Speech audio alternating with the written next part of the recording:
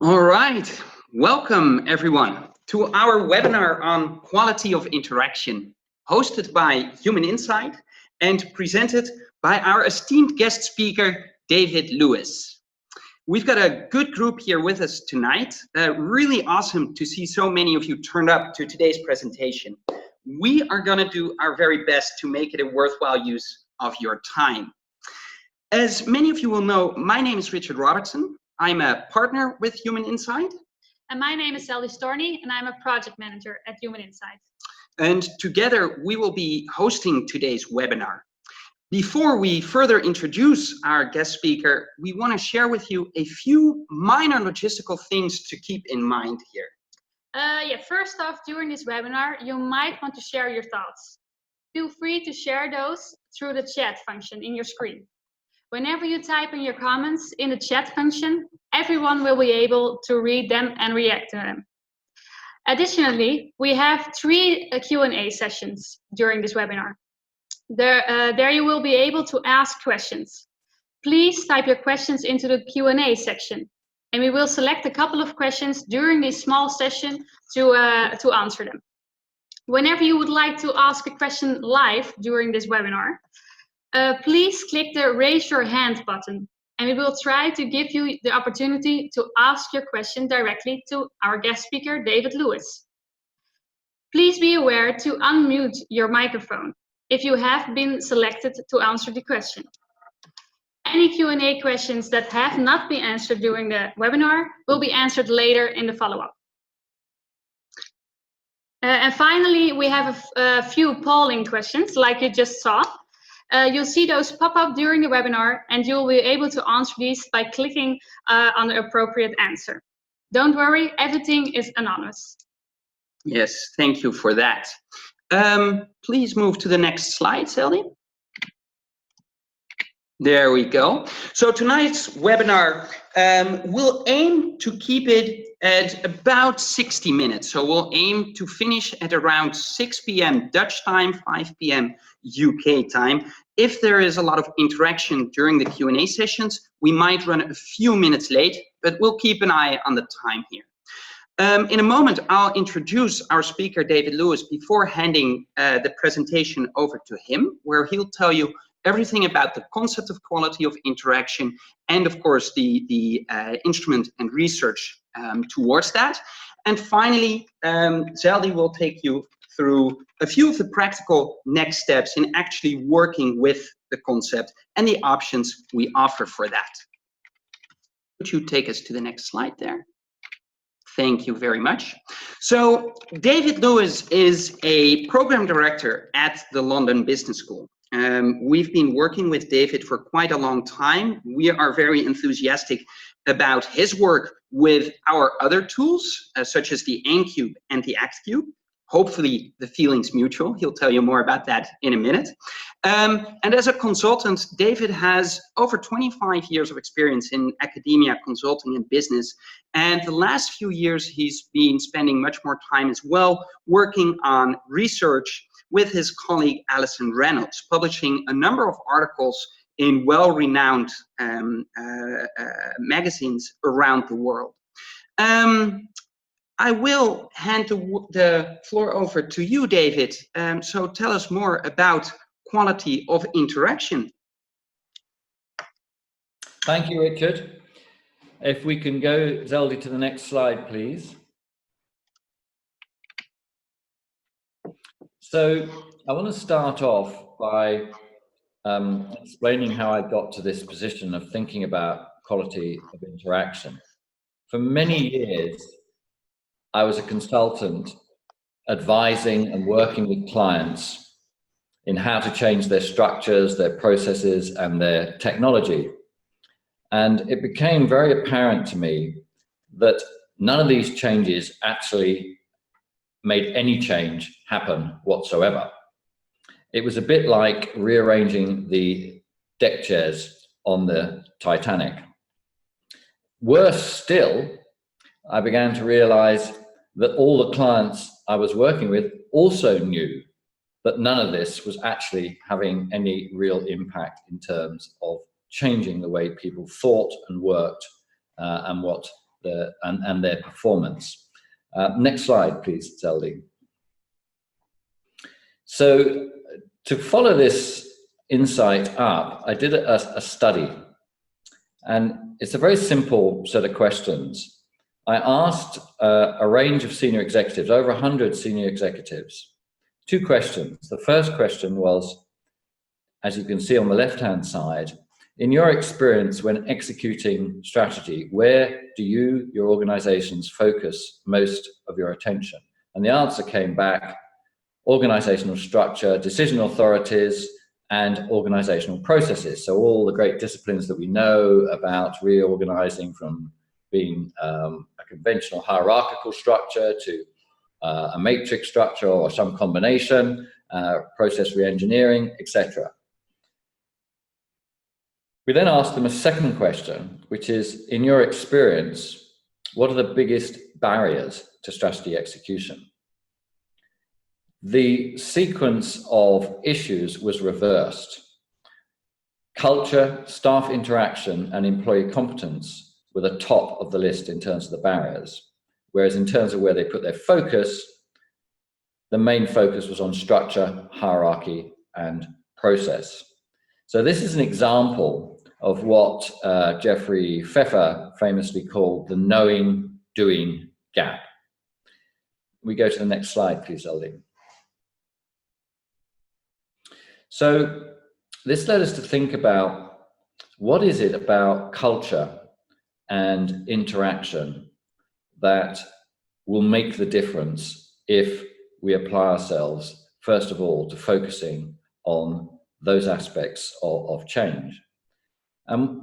We observed at the same time, from our experience in working with teams of executives in executive education and in some of our transformation programs, that teams that had the same resources, the same structure, the same context, when we set them certain exercises during executive education, came up with very different results. So everything looked like they had the same possibility and potential to perform, and yet the results were very different. Now this led us, through our observations, to a hypothesis, which you'll see on the next slide, please. And the hypothesis is teams that are cognitively diverse with high levels of psychological safety perform better at VUCA challenges than those that are not.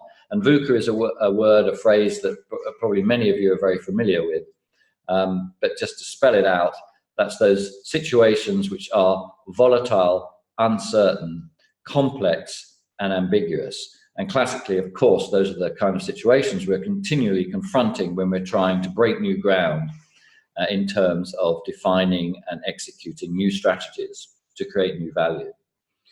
So this was our hypothesis, and we set about testing the hypothesis with a fairly straightforward second follow-up study. So if we can go to the next slide, please.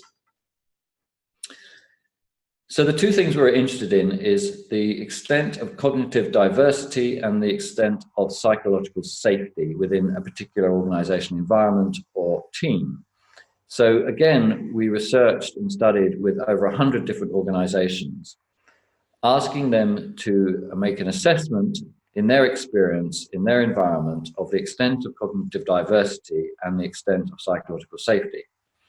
Now, at the same time, we also asked them some questions about the ability their organization had, the capacity, the capability to respond to or to be proactive in the face of external threats and opportunities. So those trends, those straws in the winds, in terms of what's going on in the outside world, from which we either become a victim or we can create value. And what you see here in this 4-box model is the 4 different possibilities in terms of the combination of high and low cognitive diversity and psychological safety. And where in the box it says low, low, medium, high, that is the extent to which people perceived, according to where they positioned their organization, their ability to respond to those external threats and opportunities. So you can see where there's low diversity and low safety, there is low ability to change and adapt and benefit from those threats and opportunities. The same with high diversity and low safety. It goes to medium, and there's data and numbers behind this. I'm summarizing this in kind of simple terms. Only where we have high cognitive diversity and high psychological safety do we have a high capacity, capability to adapt and exploit those external threats and opportunities. But this was actually no great surprise. It's always good to have your hypothesis validated, but on the other hand, we were pretty confident that it would be, because what we were really interested in was, given these different environments, could we differentiate between them in terms of behavior? And I'll tell you why I focus very much on behavior. A lot of us think about and have worked in and talked about culture, and we know famous phrases like culture eats change for breakfast. But the problem is that when we talk about culture, it's such an ill-defined and amorphous concept, and also quite a frightening and overwhelming concept. And many people shy away when it comes to thinking about, do we need to and how can we change our culture?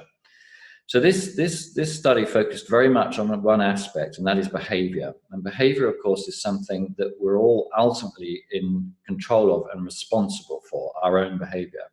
And if we want to make a shift, it's up to us to work on it. It doesn't mean it's easy, but it is something that's definitely within all of our control. So we wanted to look at, can we differentiate between these different environments in terms of behavior? So if we go to the next slide, I'll show you what we found.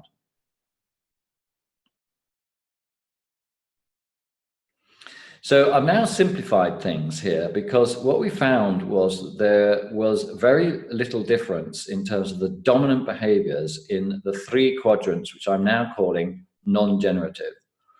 So in other words, the only one I'm calling generative is where we have high diversity and high psychological safety.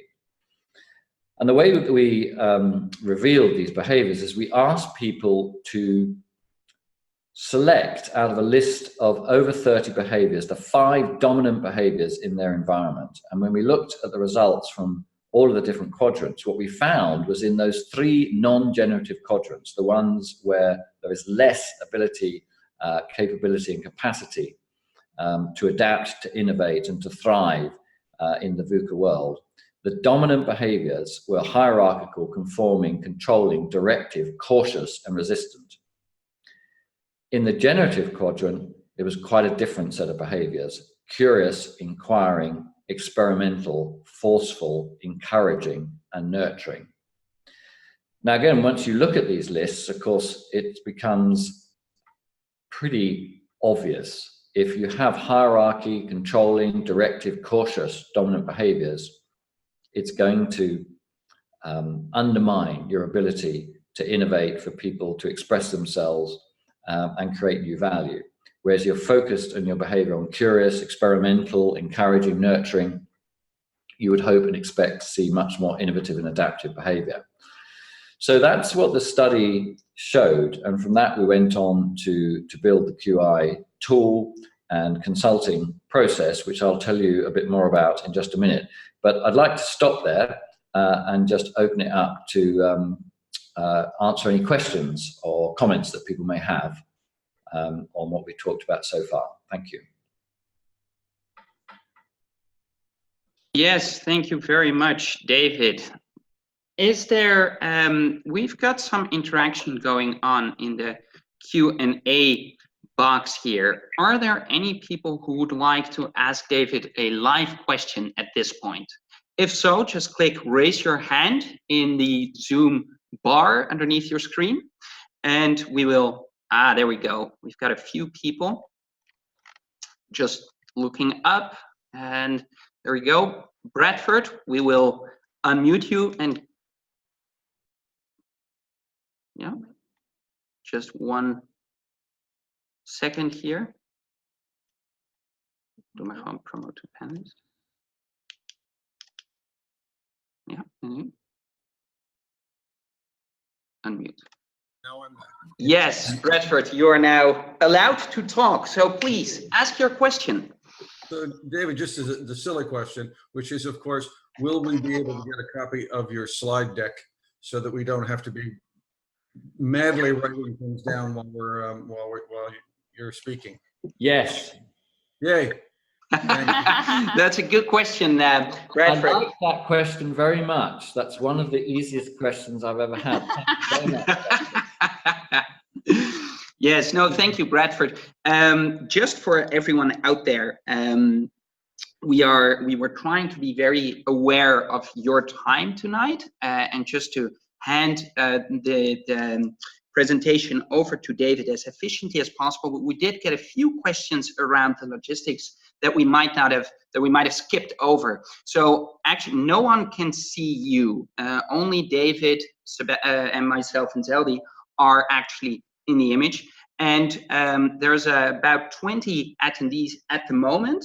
But because we don't know if everyone is happy to share names, we prefer to keep it just to the number at this point in time.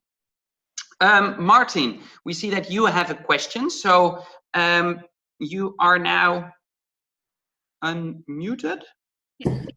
Yes. Hi.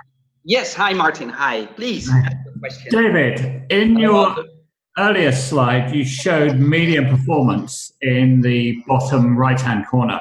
Yep. Were there any significant differences in the non-generative behaviors you saw in that quadrant from the other two with low security? No. And I think my hypothesis as to why teams or environments that are in that quadrant feel more confident is, I think, because they agree with each other. So there's not a lot of conflict because they kind of have the same mindset, approach, and way of thinking about engaging with and interpreting change. My suspicion would be that when such environments are faced with really disruptive change, that would unravel pretty quickly. But that's just a follow-up hypothesis because we don't have enough data and enough time to have explored that fully. But in terms of the behaviors and the dominant behaviors, there was no significant difference. Good. Thank you. Thank you very much, Martin and Bradford. And then we see Elmira. You have a question. We are now unmuting you. So, Elmira? Yes, thank you very much, Richard. Welcome, Elmira. Yes, thank you. It's a bit hard to put the question into English, but I'll give it a try. Sure. I saw your scheme about psychological safety and cognitive diversity, and then generative behavior and all the behavioral aspects. I wonder, what's the influence of the cognitive diversity of those aspects? Because when I look at those aspects, I can see the influence of psychological safety, but I don't see the influence of cognitive diversity. Ah, all right. David, did you catch that? I did. I heard all of it. I am struggling a little bit to grasp the question. Yeah. Maybe it's about the behaviors look like behaviors that would definitely create an environment of psychological safety. I think there's one interesting word in that set of behaviors, and we haven't got them in front of us at the moment, but there are a lot of words like encouraging, inquiring, curious. Exactly, thank you. But there's one in the middle there, which is forceful. And it's quite interesting that when we first saw the results, as trained researchers, although our instinct was to delete the word forceful because we didn't like it, our training says you have to accept the data as it is. So we thought, okay, because it's very different to the other words. So we went back to some of the people who have been involved in the study and said, well, you've selected all these words like curious, inquiring, experimental, and so on, which are kind of words we might have expected. And then there's this forceful word in the middle. And the response we got from a couple of the people who've been involved in the study was, imagine that the word forceful was not in that list. So take it out. And the question the gentleman asked was, what have you got? Now, before I could answer, he told me what he thought I've got. He said, I think you've got art school. And I think that's probably very unfair on art school, but I think we know what he meant. What he meant was, that's a nice set of words, you know, we're all curious, we're encouraging, we nurture each other, we're interested in what each other think, but where's the grit in the oyster? And I think that's why that word is there, because, and maybe that's about the cognitive diversity, that is the confidence to think differently. I am different, I have a different reaction, and I'm going to make it. Because it's important and I want to contribute, but I also want you to contribute. So I'm going to be insistent also that I hear from you and that you are included and as committed, and we get on this, you know, we get on this merry-go-round together. So I'm not sure whether that's answering your question, but that was an interesting word that came out amongst that list in terms of behavior. You put that list, you put that word forceful in the other list, and I think it would be aggressive. In fact, you wouldn't see it as forceful, you'd see it as aggression. But I'll stop there and hope that I've helped at least a little bit to explain. Yes, that's an answer to my question. Thank you very much. Yes. Thank you, Amir. Absolutely. Thank you. All right, one final question for this Q&A session, and then we'll move forward through the next couple of slides. David, we are now in the process of allowing you to talk. Give us one quick moment here. And there you go, David, you're online. All right. Hi. Hi, Dave. Welcome. Thank you. I was just curious whether within the data, when you have the typology between generative and non-generative organizations, whether there was any indication that there would be a differentiation in how work is done in these two types of organizations. And I would like to put that into perspective. My hypothesis is that in a generative organization, you'll find that there's a bigger difference between work as done and work as intended. I'm curious whether you guys have found that in the data. So when you say the difference between how work is done, how it is intended, just help me with that differentiation for a minute before I answer. Okay, long story short, you have a process within an organization and it's written down in a procedure with a linear typology of steps. And in one organization, they follow the steps, and the other, they don't. Yeah, absolutely. No, you've got it. You've got it, absolutely. And in fact, I spoke to someone earlier today, and he had an interesting phrase, which is, as a leader, I need to focus more on how I create an environment in my organization in which, you know, it's a project-based organization, in which, you know, projects take place, you know, they succeed, they work out what needs to happen, as opposed to what I tend to spend my time worrying about at the moment is, you know, are people doing the projects right? So in the generative organization is creating an environment within which people, through these behaviors, work things out and get the job done, as opposed to having to prescribe through process, rules and procedures exactly how people have to do the work. So I think I'm agreeing with your hypothesis, and that's certainly what we found. Okay, thank you. Nice, David. Thank you very much for that. David, are you good to go to the next slide? Yes, absolutely, yeah. Perfect, there we go. Thank you. So what I want to do is just bring this kind of into the real world a little bit more by sharing with you a case, a business case. So it's an example of how embedding behavior change alongside structural and process change can have a transformational impact on performance. So this is a case around an organization which, to protect the, well, I think the guilty in this case, at least initially, we'll just call ABC Inc. It is a study, a case study that actually we're preparing to publish later in the Harvard Business Review, by which time I think we'll be able to name the company. So obviously I'll let everyone on this webinar know when that's available.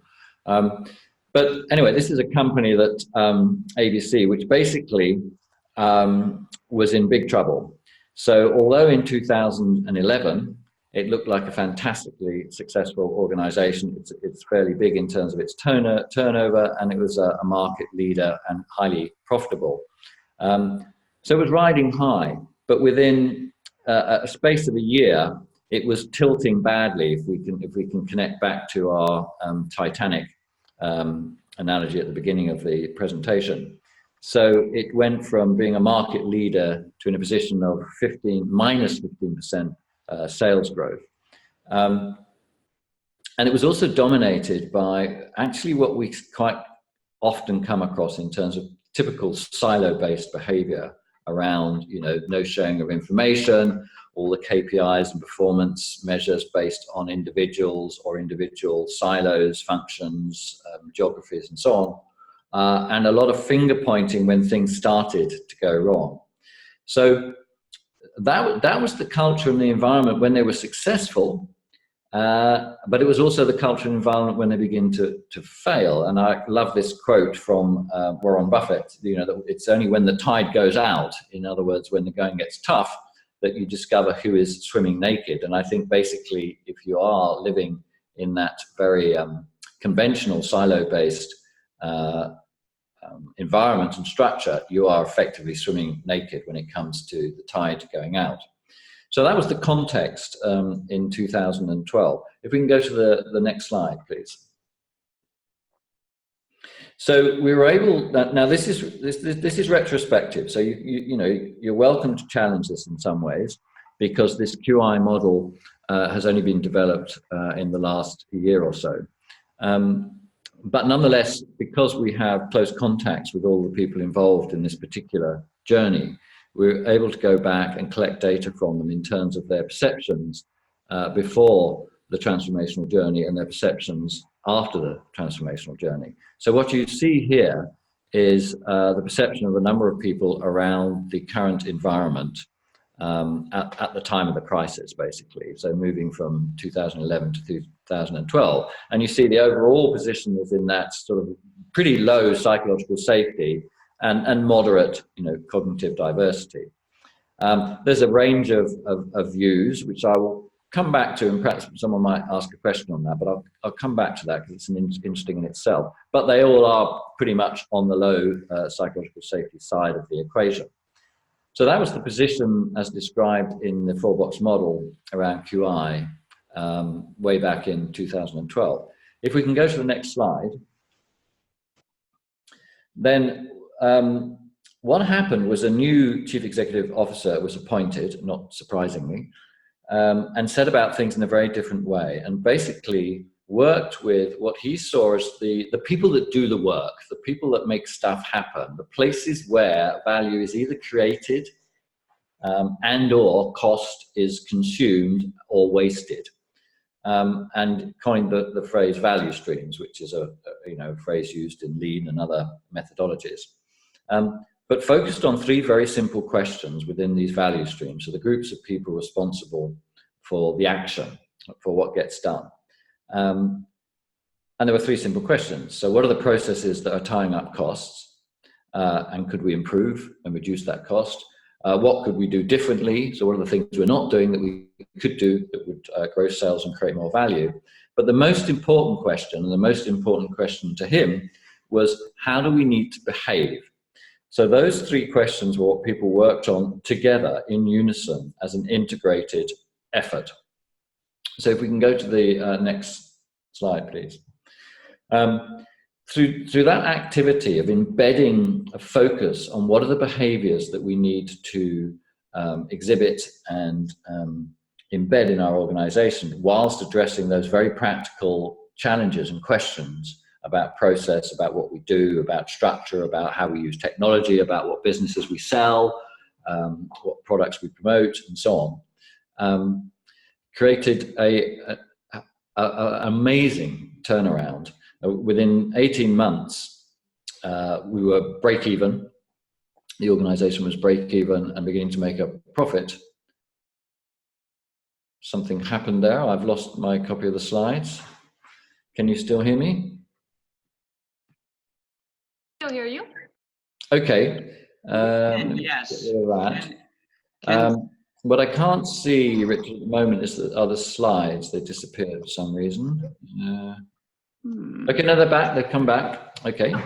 Don't know what that was about. It's probably because I haven't paid my internet bill or something, and they're just, you know, giving me a little frightener there. So, and following the 18 months, continued to make massive progress and ending up 4 years later, basically as one of the leading companies in the sector.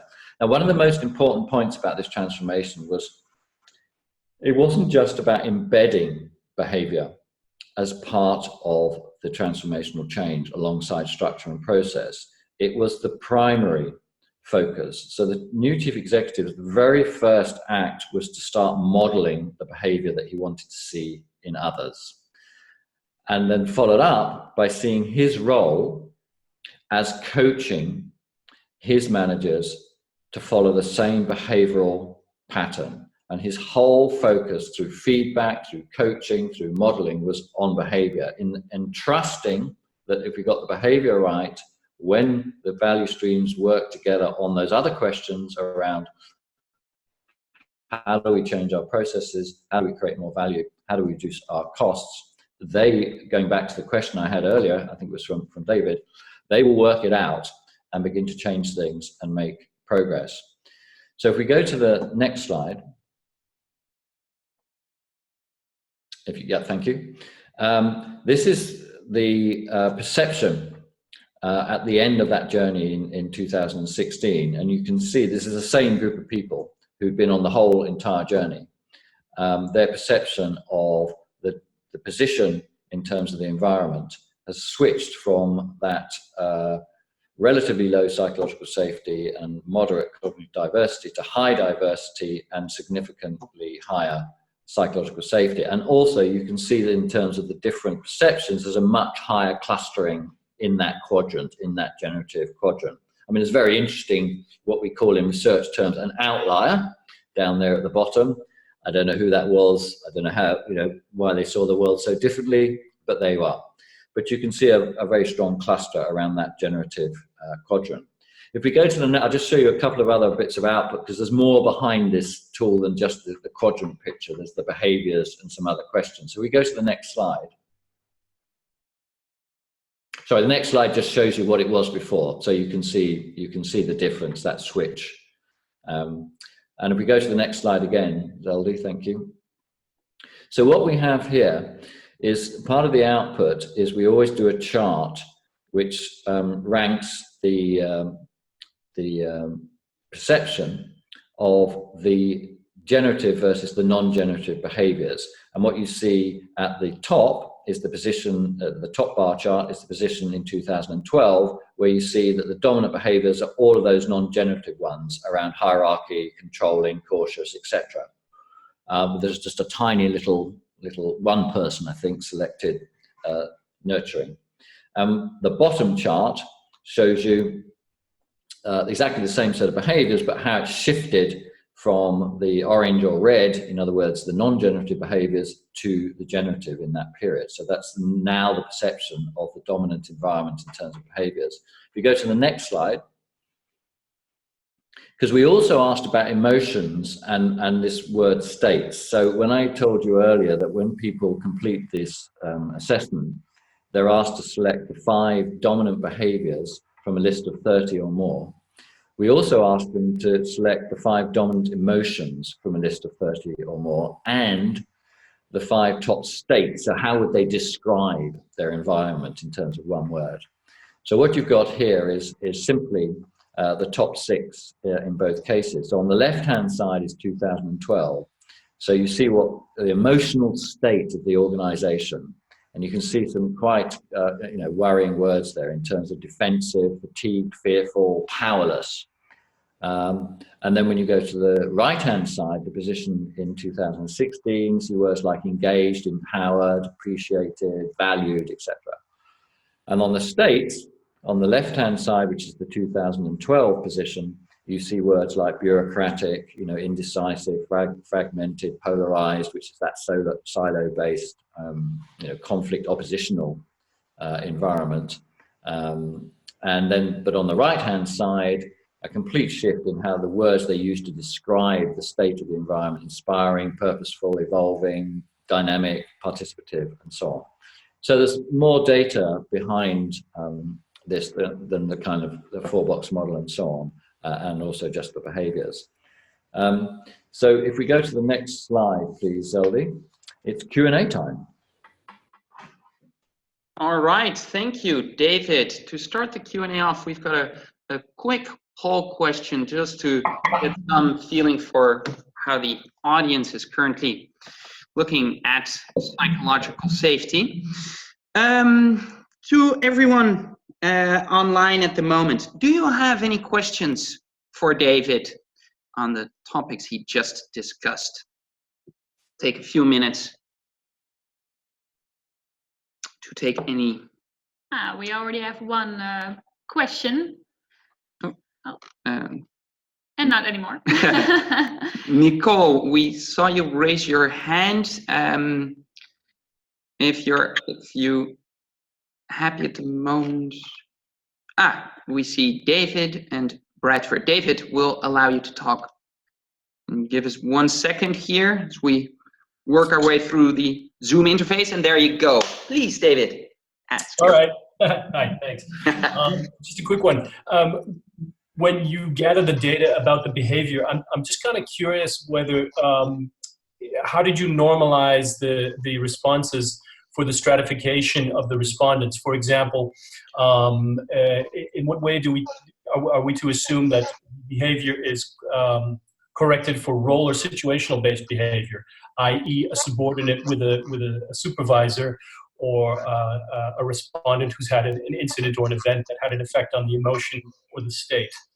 No, so that it's very simply, the question was, these, by the way, in terms of the norm database, were what I would call knocking on the door or C-suite, so quite senior.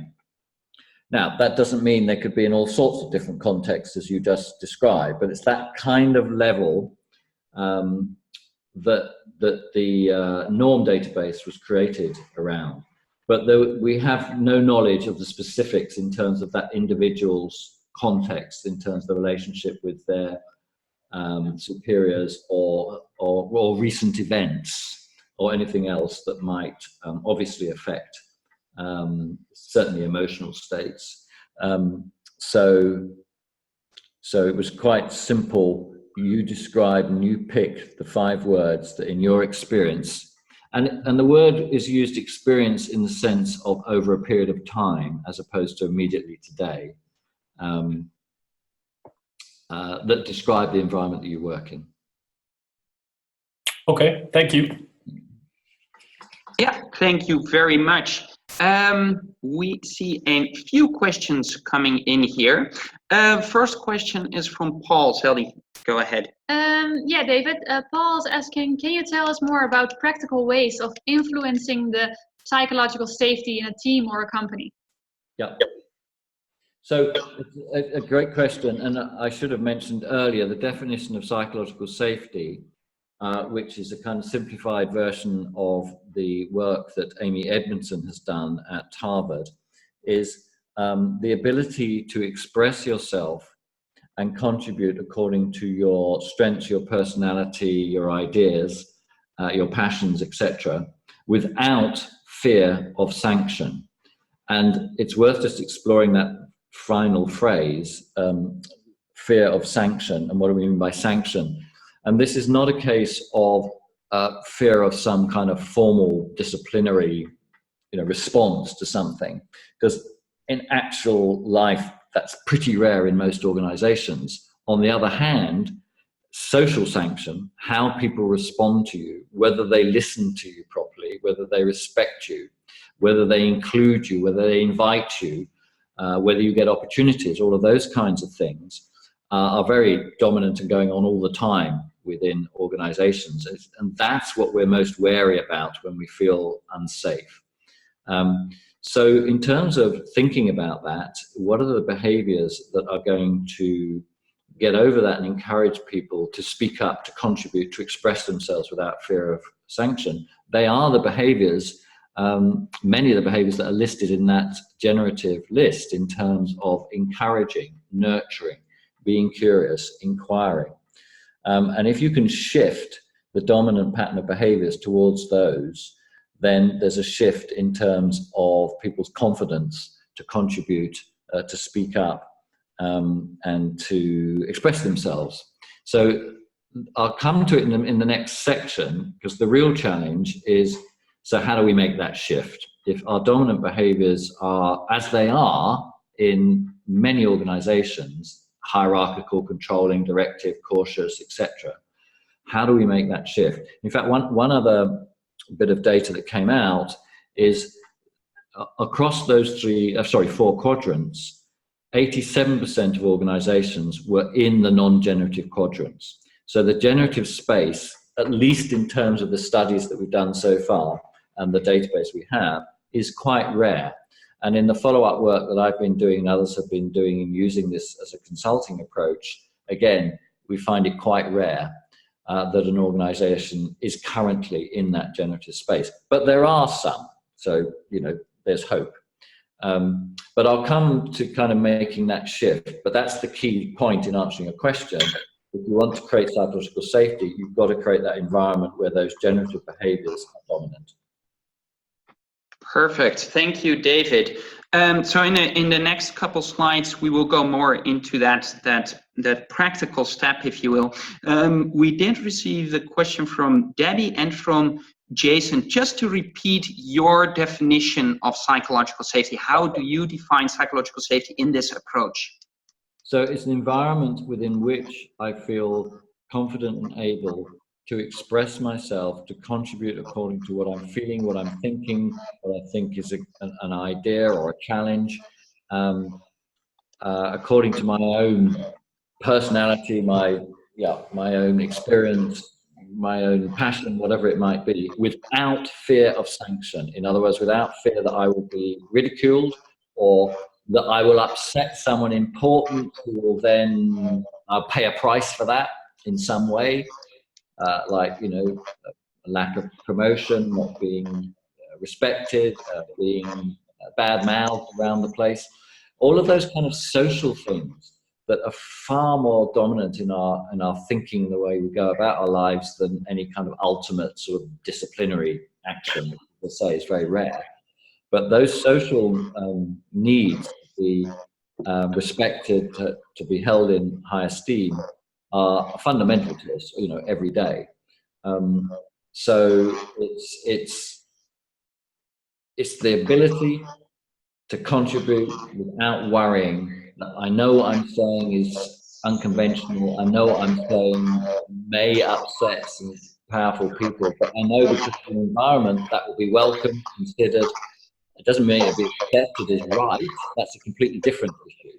But it will be welcomed and encouraged and listened to and included in the dialogue, in the debate, in the journey that we're on. I don't know if that helps. I hope it does. Perfect. If not, we will be sure to hear it through the chat. Bradford, give us one moment and we will allow you to ask your question. Yes, go ahead. Bradford? Oh, thank you for welcoming me back. Okay. The thought was, as I listened to this, it reminds me of the old Hawthorne effect. Yeah. And the interesting thing about the Hawthorne effect that most people pay attention to is the fact that it didn't matter what was actually decided as long as people were part of the decision-making process. But what's also true about the Hawthorne effect was that the process itself provided a safe opportunity for people to put their positions forward to talk about what would make things better. And in fact, it was a safe leadership that allowed the question to be asked, which allowed people to participate, which allowed them to continue to evolve what they believed to be the next best thing that would make things better, and attitudes and productivity went up. So it's interesting, again, what this notion of safety becomes a critical ingredient in looking back at studies around performance and how do you engage people in ways that increases performance. The question, I guess, that came out of this also for me, though, was if all of this is true, and we can deal with individual organizations and we can deal with individual circumstances, The question is, is it possible, and if so, how, to take this to the full breadth of scale to world as a whole, humanity as a whole, dealing with the challenges that we're dealing with geopolitically and within our politics these days, country after country after country.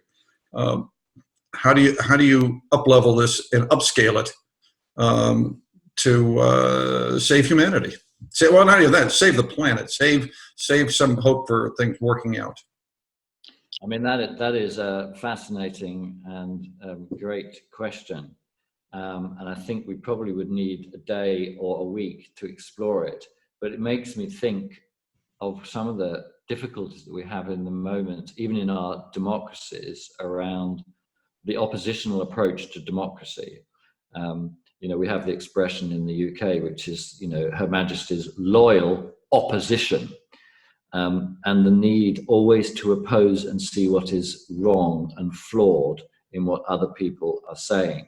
And sometimes, and we're seeing that in a lot of countries, even in the Western world in terms of the UK and the US, around then beginning to tribalize and demonize people who think differently from us or from them or whoever it might be. So, I mean, I would love to see us having a debate in amongst our politicians and in our democratic institutions around the importance of both diversity, which means difference in terms of opinion, contribution. I mean, I've talked a lot about cognitive diversity. It's just as important to be thinking about what one might call social or identity diversity, and those two have a very important impact on performance. I've just focused on cognitive diversity, which is something I can't tell about you from the color of your skin, your gender, your age, or anything else, because it's not dictated by that. But then, of course, there are lots of things that make us different that are about our gender differences, our age, and so on. So it would be wonderful to be able to explore this and work with people. It amazes me in the UK that the people who genuinely strive to lead us in terms of our members of parliament and cabinet and so on get so little what I would call executive education and support and time to think about these things. And I think they'd really benefit from it. So I don't have any great answers other than I think it's a great question. And I think it would have a part to play. Perfect. Thanks. Thank you very much, David and Redford, for your question. Looking at the last poll question, I think everyone is in agreement. This is at least a very important, if not crucial, aspect of organization culture and culture in general. With that, David, I think we're ready to go into the final set of slides on your presentation here. Yep. So please take us through that. Of course, yeah. So just to wrap up, I wanted to kind of put a little bit more of an initial introduction to a framework for thinking about how do we embed QI into the challenges that we have, which is making change within our organizations to create more value, for all of our stakeholders. So what I'm showing here is, one way of looking at the whole sort of strategic change challenge. So we have a strategy, and the idea of the strategy is to produce results, so an improvement in something or other. And we're doing that in a world which is full of current and anticipated threats and opportunities, that VUCA world that we're operating in. And value creation, if you look at that little arrow in the middle, that two-headed arrow, is a combination of working to increase. Now, I've used the expression willingness to pay, but value for money, whatever it might be, depending on whether we're in social enterprise, government, or private sector. So we need to push that, value for money up, and we're trying, obviously, therefore, to reduce the cost to serve, the cost to produce, in so doing. And that's the strategic challenge all the time, trying to open that gap. If that gap closes completely, we probably go out of business or become heavily subsidized. Now, where does that activity take place? Going back to the case study I was talking about, it's where people do the stuff. It's where the work happens. So that's the value stream idea. And I've just given an example here. You could look at one product or whatever within a particular organization. And if you look at the value stream, the groups, the multidisciplinary teams that actually form that value stream and depend on each other to create value. You can go from customer intelligence, research and development, manufacturing, sales, distribution, and so on. But you would define your own unique and critical value streams within whatever organization you're working on. But that's where it happens, and that's the challenge, to create results through our strategy within the context of threats and opportunities, through increasing willingness to pay, reducing cost to produce, through what we do in our value streams. It's in our value streams where we create value and or reduce or create cost and waste. So with that in mind, if we go to the next slide, and again, we can relate this back to the case study. Working with those value streams, we just keep asking those three questions. What are the processes that are tying up costs? What could we do differently to grow sales, create more value, serve more customers, save more lives, whatever it might be? And critically, how do we need to behave to do that? Now, when we talk about that, that's where the QI comes in. And I'll just go to the next slide and focus on a very simple idea. So Zeldy, if I can have your attention for a minute. If we can go to the next slide, please. Yeah, sure. Thank you. So one of the things that we found very powerful is not just to ask people to describe the current environment in terms of using the QI, but also to describe the desired environment. And in all the cases where I've done this so far, the result has been pretty much the same. The current result has been very dominated by those non-generative behaviors. But when you ask people, what do they think the behaviors need to be in order, and this is without telling them the research, so they're not led to this, if you like. They're just filling it in at the beginning of a process. What do you think the behaviors need to be in order for you to succeed with your ambitions, with your strategy, with the challenges, the opportunities that you have? The desired result is dominated by the generative behaviors and the other aspects of the model that we talked about. And what this gives us is immediately a mirror. It's a mirror that they've held up to themselves, which is, this is what we have, this is what we want. And since we're dealing by definition in a value stream with a group of people who collectively, if they agree and collaborate, can change the way things are, then of course instantly you come straight back with, well, it's your job to make that change happen. And that's how the behavioral change gets embedded in the process of the strategy execution or the project execution or the program or whatever the initiative is. So if we go to the next slide, this brings me on to, I think, a question that was asked earlier, which is, how do we create that environment of psychological safety? And I answered it, well, we have to adopt certain behaviors. So the question is, well, how do you make that transition? So I'm just stealing here the idea that I first read about in the book, The Habit Loop by Charles Duhigg.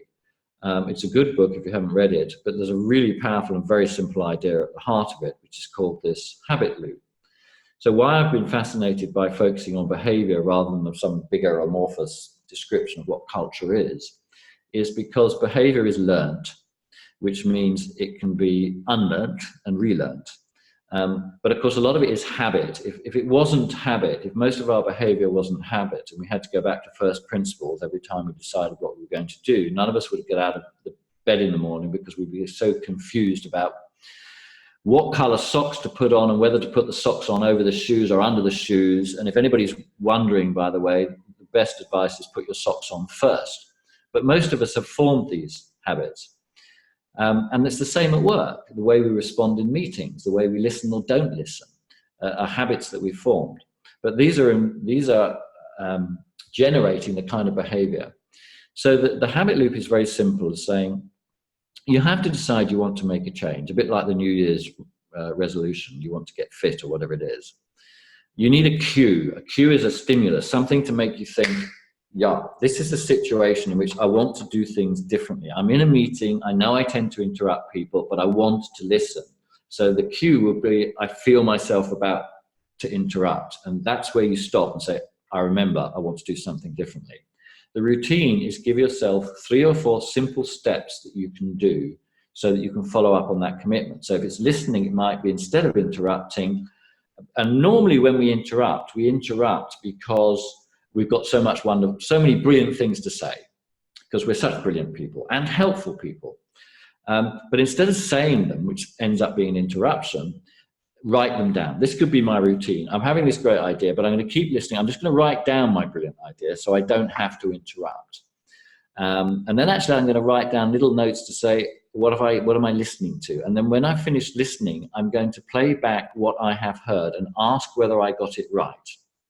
That is a very simple routine, and it's transformational in terms of how you're perceived and the effect it has on the person that you're listening to. Of course, at the end of that, you can still add, oh, and I had this other point that I thought might be useful, but it's a completely different outcome to, I've heard enough, let me tell you what truth is. So that's a simple routine. The reward, of course, is it has to be worth it to you, because learning new habits is difficult. So the reward can be that you're getting that kind of performance, that engagement, those new ideas from the people that you're now listening to much better, which is creating a better team or a better outcome. Or it can be just the reward of self-discipline, that you've actually, you've mastered it, you're working on it. So, you work out your own reward, and then it becomes reinforcing. But we can develop, and I've worked on this for a lot of different behaviors, all of those behaviors in that list: curiosity, experimenting, encouraging, nurturing, simple routines like this to help people make a shift when their natural habits that they've learned over years would be to control, to be cautious, to be over-directive, whatever it is that they're trying to change, and give them these habits. And if you work on what you want, and I'm sure a lot of you appreciate this, so often we're told what not to do. Actually, the real powerful thing is to ask people, invite people to do what you want them to do. And the same applies to ourselves. If we want to be more curious, work on what it means to be more curious. Don't worry about the directive bit. It'll go. In other words, these behaviors are mutually exclusive. If you learn the habits of those generative behaviors, you're just not going to be being directive and controlling. So that I think is pretty much the kind of, I think the final slide, Zelda, you can click to the next one in case I've missed one. Yeah, that was the final slide, just to put a little bit more of a template and some things we can do and work with to help make that shift and help individuals make that shift in their organizations. Thank you. Awesome. Thank you very much, David. We've got one question right off the bat here from David in the audience. I'm just looking at Sally here. David, do you want to ask this question live?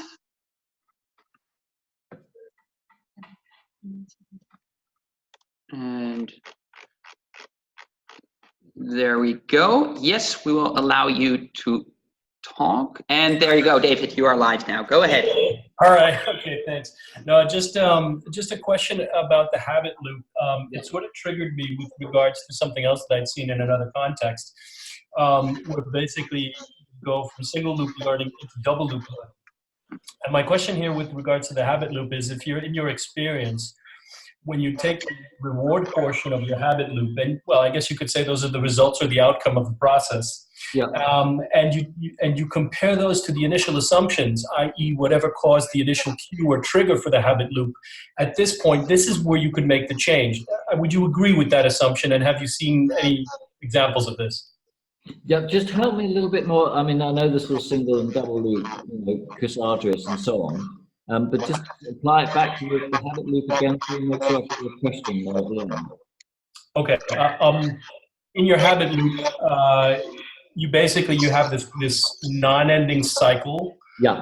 And if I look at the habit loop, and if I understand what you're saying correctly, my assumption, my conclusion is that the area between the reward and the cue is analogous to the area between the results and assumptions in double loop learning.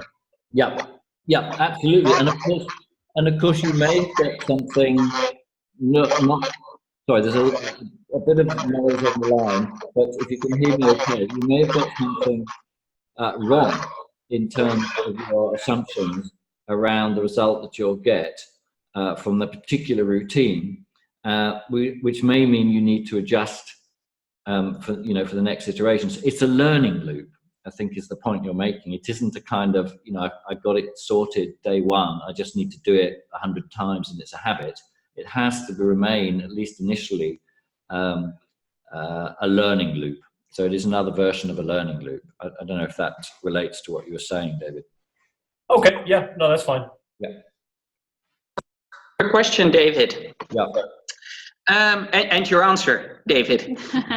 Are there any other questions from the audience at this point? We've got another question from Bradford here, who, I'm not sure if it's a question or rather an insightful comment. Bradford states that it seems that the looping is actually iterative or repetitive, like a spiral view of history with seeming circularity operating in different conditions and times. What would your thoughts be on that, David? Well, I think I agree. It's a very eloquent description, but for it to have power, a habit that, let's say, curiosity, that you're adopting because you want to create value in changing circumstances over a longish term, then if that's what that statement means, I would agree. Thank you very much. Just looking at the timing, I see there are no questions from the audience at this point. So I will take the honor of asking one final question that we are very interested in. Of course, being from Human Insight, a lot of people in the audience are familiar or have at least heard of our concepts and tools. Can you shed just a few sentences on how do you see QI positioned or used in conjunction with AimCube and ActCube in particular? We see a lot of value-adding possibilities there. Just share your thoughts on that. Yeah. Well, I'm using them in conjunction quite a lot at the moment, particularly the QI and the AimCube. So I position the QI very much in terms of the environment, the general environment, and the extent to which the environment that people are operating, people are trying to lead in, people are trying to create high-performing teams within in order to get their strategies executed or their problems resolved or whatever it might be, or their R&D breakthroughs coming to the fore. So it's the environment, the behavioral context in which we're all operating, we're all contributing towards in all our interactions. And so that's a backdrop in anything else that we try to do. So when it comes to the AimCube, in terms obviously of the self-perception, that gives each individual an idea of that, their contribution in terms of cognitive diversity. I like to think of one of the simple ways I think about the AimCube is it's telling us as an individual where we get our confidence from, which is the attachment axis in terms of relation focus versus matter. So when change is afoot, both of those things can be challenged, our relationships and the matter and the content and the stuff that we do. And we need to be very cognizant of that as an individual. How do I make sure I get that foundation in place? But equally, of course, it gives us an indication to what do we need to do to provide that foundation for others who are different from us. Because if we haven't got that confidence, we're not going to engage in the change. Our energy is going to be anxiously associated with trying to reestablish that foundation. We can't look up, and engage with the change. We've got to reestablish that foundation. So that where do we get our confidence from is critical in terms of using the AimCube as individuals. Also, how do we get our sense of control? So for me, the exploration axis is a way of looking at our control needs. And I know some people think they don't have any control needs, but it's rubbish. We all have control needs. Some of us, it's very much on that stability, optimizing end. Let's dot the I's and cross the T's and see the pragmatic next steps. For others of us, it's I don't want any rules and red tape and anything. I just want to be out there in the jungle thrashing about. But that's how I feel in control. So it's the same need that's being addressed. So again, in change, of course, you can instantly see the need for both and the potential tension between both. And then in terms of the managing complexity dimension, again, the expert versus the generalist, then that's how do we contribute. So it's the 3 C's of the AIM Cube. Where do we get our confidence from? Where do we get our sense of control from? And how do we optimize our contribution? And that's the cognitive diversity that we're looking for. And of course, what we see when we look at teams, and particularly when we do the feedback, we quite often see that whilst the self views give quite a lot of diversity, when you look at the feedback views, you get some kind of crowding within a particular space. And that's an indication that we haven't got psychological safety. People are not actually able to turn up and express themselves without fear of sanction. So there's some kind of social norming going on, which then leads us back into the environment, which takes us back into QI. So I see a lot of synergy between using the tools together. It all depends, of course, on what the challenge is, and how the teams are formed and who's involved, but I see them as a powerful set of tools to use together. And it's what I'm doing with a number of organizations at the moment. Right, thank you very much, David. I see that we do have one final question from Elmira. Elmira, I'm going to ask you to keep it brief, but please go ahead and ask the final question of tonight. Thank you, Richard. David, it's very interesting what you were saying about the AIM Cube and feedback loop. Have you got research about it? About the feedback, when the feedback is all on the same level, that it's an indication of lower psychological safety? Because I'm doing my PhD on it and I'm using the AIM Cube as well, and I'm looking for research of this subject. Yeah, so I didn't hear the first part of the question, but I think I heard, do I have any views on what's going on when you see that very different picture from the feedback on the AIM Cube to the self images, and why might that be? Was that your question? Yeah, but do you also have any scientific research on that?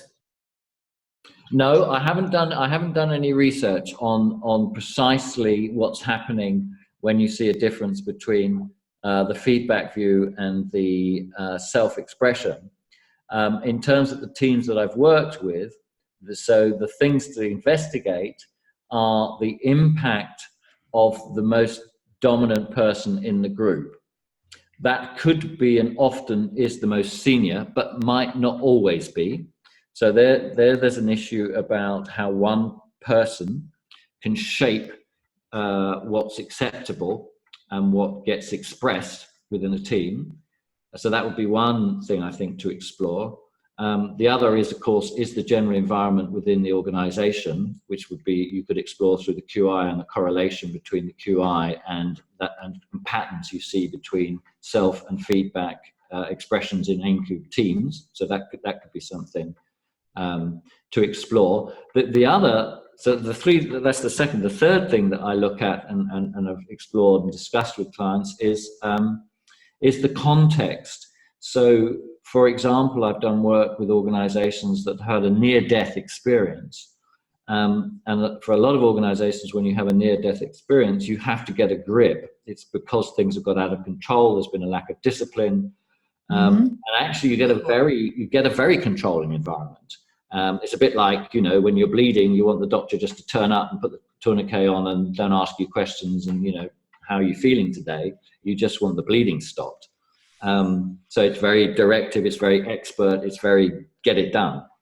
But once you survive, of course, you've then got to start thinking about the growth journey, and that's a very different set of behaviors. So the context can have a very strong effect on what is accepted and valued behavior.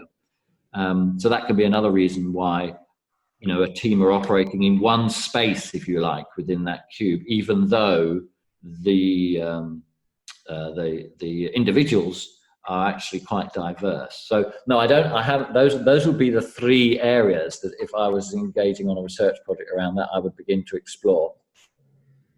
That's very interesting. Thank you very much. Okay, my pleasure. Thank you. Thank you, Elmira, for that question. Now, we can imagine after this lecture that you are hopefully fascinated and maybe stuck with some more questions. If so, please feel free to reach out to either Human Insight or David Lewis himself, and we will definitely get back to you. This slowly brings us to the end of our webinar today. I will give the word to Zeldi here to just take you through the practical steps of actually starting to work with the concept of quality interaction. Zeldy. Yeah, so just to end up this webinar, just a couple of practical steps to go from here on out. Whenever we spark your interest in QI as an assessment tool, we have a certification training ready for you on QI. You can do this live with David or online in 2019. So whenever you would like to get certified, please contact us and we will let you know all the details. About project management, it's really easy. It's like the same steps as the AIMCube.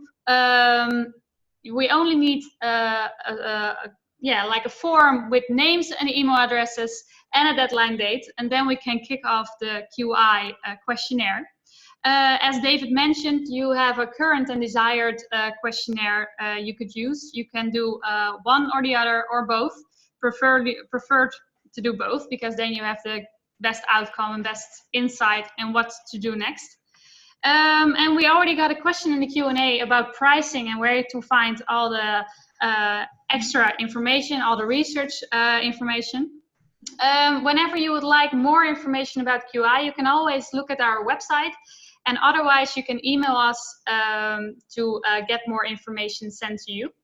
Also, we have a follow-up planned for tomorrow.